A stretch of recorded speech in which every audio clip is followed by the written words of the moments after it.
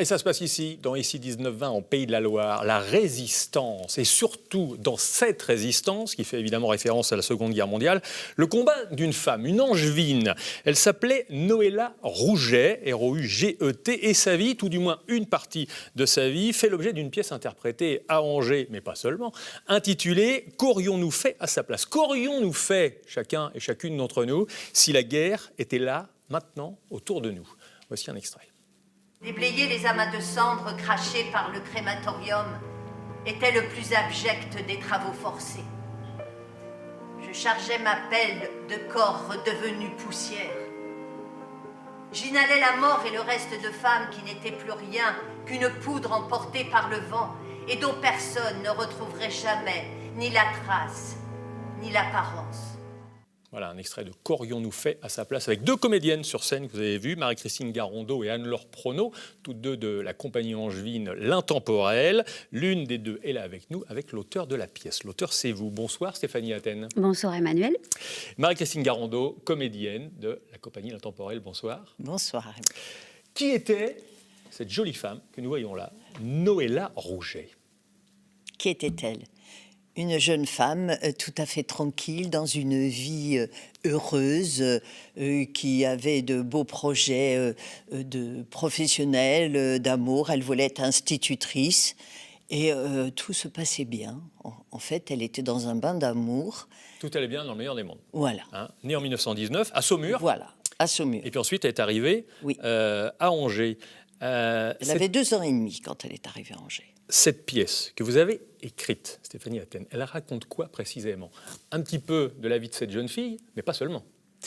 Alors, elle raconte tout d'abord son parcours, donc depuis son entrée dans la résistance, en passant ensuite par la case-prison, puisqu'elle a été arrêtée pour ses faits de résistance.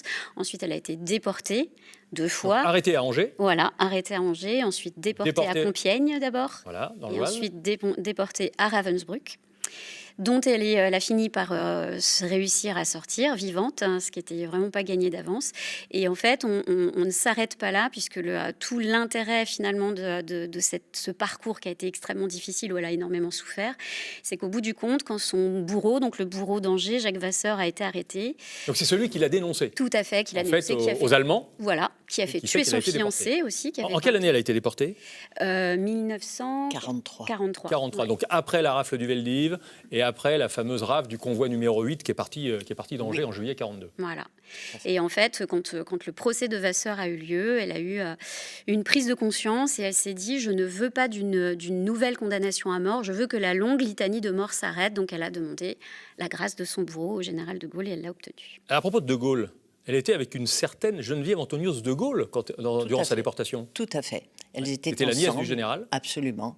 Et elles ont été très amies et elles le sont restées le restant de leur vie. Oui, parce qu'elles sont sorties. Elles sont sorties. Les deux. Et elles ont gardé des liens ensuite. Très, très intimes, oui. Demander la grâce, comme vous venez de le dire, de son bourreau. Il faut avoir une grandeur de cœur ou d'âme assez exceptionnelle pour ça? Oui, je le pense. Je le pense. Puis il faut aussi surtout avoir une grande foi qu'elle avait. Une foi profonde, et elle espérait vraiment encore en l'humanité, je pense. Et elle l'a obtenue facilement, cette grâce, de la part de De Gaulle?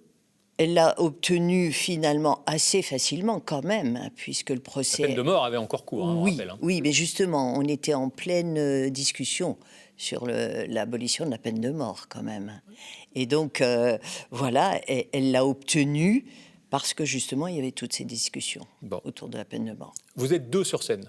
Oui. Vous, avec Anne-Laure Prono. Oui. Qui est Noëlla Rouget? Les deux. Les deux. Alors expliquez-nous un petit peu comment ça fonctionne. Il y a fonctionne. la jeune résistante, Anne-Laure, et puis la plus âgée, moi. Donc l'une parle à l'autre, oui. L'une parle à la conscience de l'autre. Oui, c'est ça. L'une est le reflet de la conscience de l'autre. Et le public le ressent bien, ça, que ce sont vraiment... que c'est la même femme, mais... Donc celle qui est plus âgée parle à la jeune en lui expliquant de quoi sa vie sera faite ensuite. Oui, c'est son reflet, son miroir, en fait. Mais tu te souviens bien, c'était comme ça, tu as vécu ça lorsqu'on était... Et là, tu es revenu un peu à la vie. Puis elle répond dans son état de jeunesse. Et puis finalement, Oui, c'est vraiment assez Elles se font incroyable. écho, quoi. Oui, elles se font écho. C'est la jeune fille intérieure qui est dans la plus âgée, en fait. Ouais. Comment vous avez eu connaissance? C'est tiré d'un livre. Alors, c'est pas tiré d'un livre. Et vous, comment vous avez eu connaissance de Noëlla Rouget? C'est Marie-Christine, en fait, qui avait vous en a lu parlé la biographie de Noëlla Rouget, qu'elle avait trouvée dans une des librairies d'Angers. Et puis, elle avait très envie de raconter l'histoire de cette femme tout à fait exemplaire, qui avait un fort message humaniste à faire passer. Et donc, on s'est appuyé sur cette biographie qui a été écrite par 2 historiens, Brigitte Échaquet-Monnier et Éric Monnier.